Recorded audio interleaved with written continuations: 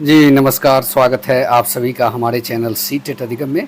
दोस्तों आज की इस वीडियो में हम लोग बात करने वाले हैं कि टीआरई 4 के तहत क्या सीटों की संख्या बढ़ने वाली है। जी हाँ दोस्तों, एक मुजफ्फरपुर के डीओ के तरफ से एक जो है निकल के आ रहा है एक मैसेज कि जो अभी फ़िलहाल प्रक्रिया हेडमास्टर और हेड टीचर की जो नियुक्ति की प्रक्रिया से बची हुई सीटें हैं वो टीआरई 4 में जोड़ने की बात की जा रही है। इसको लेकर रिक्ति की गणना वापस एक बार फिर से होने की जो है गुंजाइश बन रही है।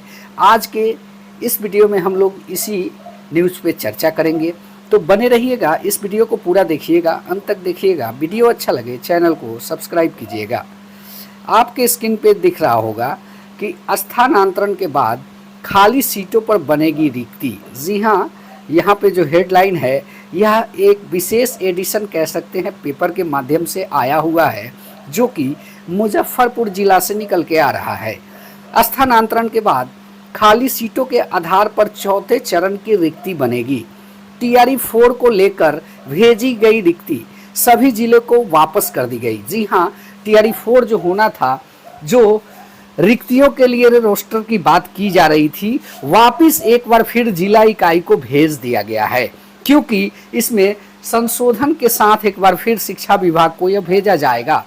जी हाँ दोस्तों, इस वीडियो में हम लोग ये भी चर्चा करेंगे कि नोटिफिकेशन कब तक आने की गुंजाइश बन रही है।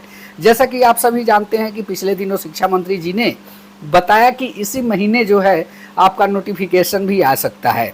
क्या सही में आ सकता है या फिर लेट लतीफ़ी देखने को मिलेगी? जिस प्रकार से यह न्यूज़ निकल के आ रही है, इस प्रकार तो यही लगता है कि कहीं ना कहीं देरी की गुंजाइश देखने को मिलेगी। फिलहाल इस पर हम लोग बात करेंगे कि विभाग की ओर से संशोधित फॉर्मेट जारी किया गया है और जो है विभाग नए सिरे से रिक्ति बनाने को विभाग को है कहा गया है। यहाँ पे आप देखेंगे कि टीआरई 3 के बाद बची हुई रिक्ति सभी जिले से भेजी गई थी। अब स्थानांतरण से विषयवार खाली पद पर रिक्ति बनेगी।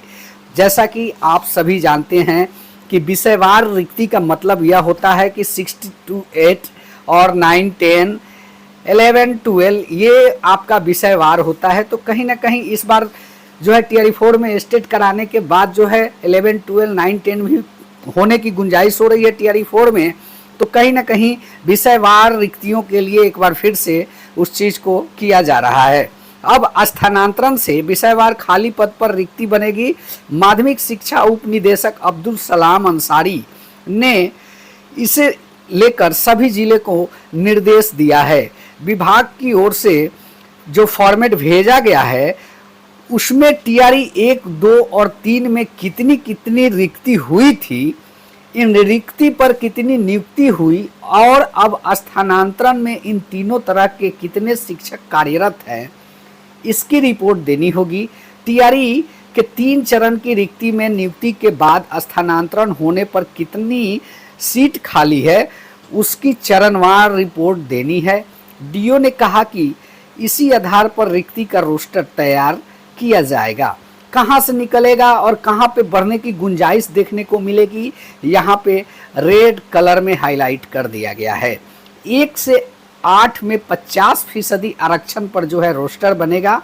टीआरई 4 के तहत वर्ग 1 से 5, 6 से 8, 9, 10 और 11, 12 में विषयवार विद्यालय अध्यापकों की नियुक्ति होगी और उप निदेशक ने निर्देश दिया है कि 1 से 8 में महिलाओं के 50% आरक्षण पर रोस्टर बनेगा। सूबे में जो है 1 से 8 में महिलाओं की रिक्ति इस प्रकार बढ़ जाएगी। जाहिर सी बात है 50% 1 to 5, 6 to 8 में इनको आरक्षण मिलने वाला है। तो कहीं ना कहीं इन लोगों में तो रिक्तियों की संख्या बढ़ना स्वाभाविक है और साथ ही साथ ये भी देखने को मिलेगा कि जो 27,000 रिक्ति की बात की जा रही है, क्या इसमें भी कुछ प्लस होगा? जी हाँ दोस्तों, ये सारी चीज़ें भविष्य की गोद में है, लेकिन सवाल यह उठता है कि लगातार जो सीटों की मांग कर रहे थे स्टूडेंट और टीआरई 4 की नोटिफिकेशन की जो मांग कर रहे थे स्टूडेंट, क्या टीआरई 4 का नोटिफिकेशन जो है सितंबर माह में संभव है? जी हाँ दोस्तों, अब जैसा कि आप सभी जानते हैं कि सितंबर महीने के लास्ट में आपका दुर्गा पूजा का त्यौहार हो रहा है, तो कहीं ना कहीं 3-4 दिन तो ऐसे ही डिस्टर्ब रहेगा कार्यालय। तो हमारे हिसाब से ऐसा लग रहा है कि नोटिफिकेशन सितंबर में आना कहीं से भी पॉसिबल नहीं दिख रहा है। अक्टूबर में फर्स्ट वीक या सेकेंड वीक में आ जाए वो अलग बात है। इस प्रकार हम यह कह सकते हैं कि परीक्षा दिसंबर या जनवरी फर्स्ट वीक या सेकेंड वीक तक होना संभव हो सकता है। लेकिन फिलहाल एक बार वापस सीटों की गणना फिर से होनी है, रोस्टर क्लियरेंस होगा, शिक्षा विभाग को जिलेवार रिक्ति जाएगी, उसके बाद बीपीएससी को ज्ञापन सौंपा जाएगा। तो कहीं ना कहीं इन सब कार्य में 15 से 20 दिन अगर खूब जल्दी होता है तो भी देखने को मिलेगा। तो रिक्ति नहीं आने से पहले आपका नोटिफिकेशन की गुंजाइश कहीं से नहीं दिख रही है।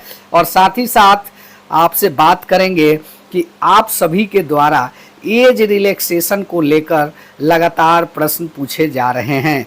तो मैं बता दूं कि मिलने की पूरी संभावना है। बहरहाल हम खुद सचिवालय 1-2 दिन के भीतर में यानी कि सप्तमी से पहले जाने वाले हैं और खुद हम इस चीज़ पर अपने हिसाब से लेटर ज्ञापन सौंपेंगे और मौखिक रूप से भी इस प्रश्न को पूछेंगे कि क्या सर एज रिलैक्सेशन अभ्यर्थियों को मिलेगा कि नहीं। तत्पश्चात परफेक्ट न्यूज़ हम आपको देंगे। जी हाँ दोस्तों, यह वीडियो अच्छा लगा हो चैनल को सब्सक्राइब करें। मिलते हैं नेक्स्ट वीडियो में, तब तक के लिए बने रहें। धन्यवाद। जय हिंद, वंदे मातरम।